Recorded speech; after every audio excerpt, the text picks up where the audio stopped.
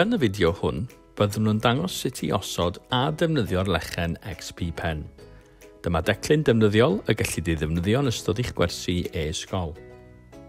O'r bocs sy'n dal y ceblau, yr eitemau y bydd ei hangen arnoch chi i gysylltu'r tablet a'r gliniadur yw'r cylinder D sy'n cynnwys y stylus, y cebl USB-C a'r cebl pŵer.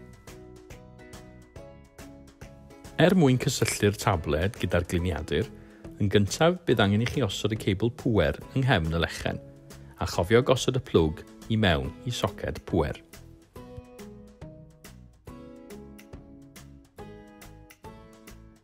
Yn dilyn hyn, rhowch y cebl USB-C yn y cefn hefyd.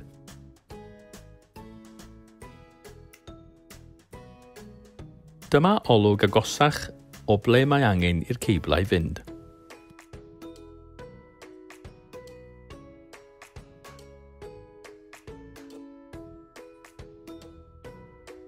Yn olaf, atodwch y clawr a fydd yn cuddio'r ceblau.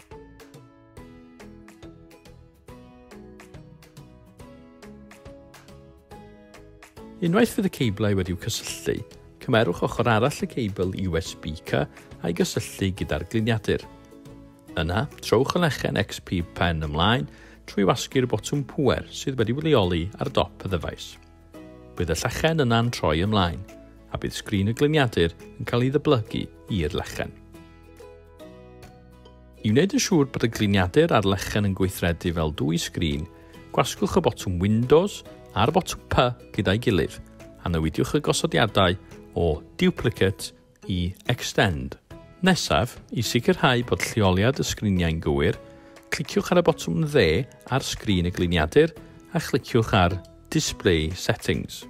Byddwch nawr yn gallu aildrefnu lleoliadau'r sgriniau trwy symud sgrin rhif 1 i'r safle o'ch dewis.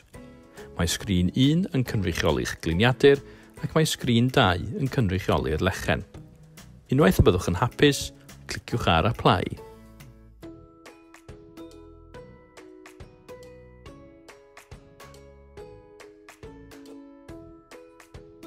Eich penderfyniad chi yw lle bydd lleoliad yr XP Pen.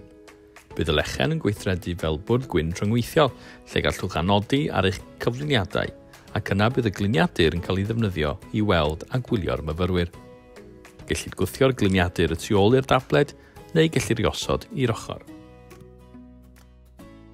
Pa bynnag safle rydych chi'n penderfynu arno, gwnewch yn siŵr eich bod chi'n aildrefnu'r lleoliad o fewn y Display Settings.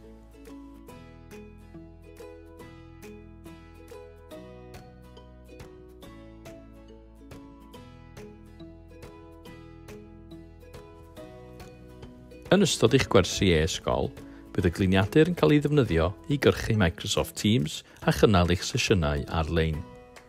Cyn bod gwers yn dechrau, cychwynnwch yr alwad ar y gliniadur a derbyn y myfyrwyr a fydd yn aros yn y lobi. Yna bydd y myfyrwyr i'w gweld trwy eu camerâu ar sgrin eich gliniadur. Bydd yr adnoddau a ddefnyddir yn ystod eich sesiynau ar-lein, enghraifft PowerPoint, Class Notebook neu wefannau, angen i'w llusgo o'r gliniadur ar draws i'r lechen. Cliciwch ar dop y cyflwyniad gyda llygoden a llusgwch ymlaen i'r lechen. Mwyn i'r myfyrwyr weld eich cyflwyniadau, bydd angen i chi rannu sgrin y lechen. Cliciwch ar yr eicon Share o fewn yr alwad a rhannwch sgrin lechen sef yr ail opsiwn ar yr ardal Share. Bydd border coch o amgylch y lechen sy'n golygu fod yn cael ei rannu. Yn olaf, cliciwch ar y ffenestr fach ar sgrin y gliniadur i chwyddo'r ffenestr alwad i weld y myfyrwyr. I ddechrau anodi a gwneud nodiadau ar gyflwyniad PowerPoint ac ati ar y lechen, yn gyntaf, dechreuwch y cyflwyniad a defnyddiwch y stylus i ddechrau ysgrifennu ar y bwrdd. Gan fod y lechen wedi'w rannu, bydd y myfyrwyr yn gallu gweld eich anodiadau. I newid y math o ysgrifbyn ar y cyflwyniad, rhowch y stylus ar gornel chwith isaf y cyflwyniad, lle byddwch chi'n gallu dewis eich teclyn ysgrifennu. Mae'r rhain yn cynnwys beiros gwahanol liwiau a rhwbiwr. Defnyddiwch y bysellffwrdd ar y gliniadur i symud y cyflwyniad ymlaen neu nôl.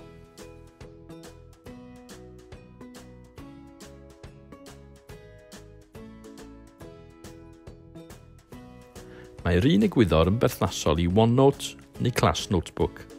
Agorwch yr rhaglen a llusgwch ar draws i'r lechen. Defnyddiwch yr adran dro ar dop y Class Notebook i anodi a gwneud nodiadau. Yn debyg i PowerPoint, mae gennych opsiynau i ddefnyddio beiros o wahanol liwiau a rhwbiwr.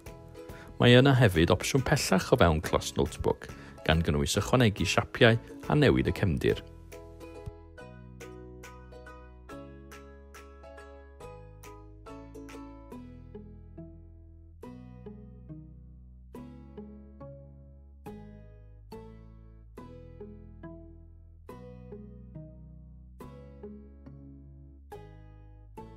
Am fwy o wybodaeth, cysylltwch ag e-sgol drwy e-bost.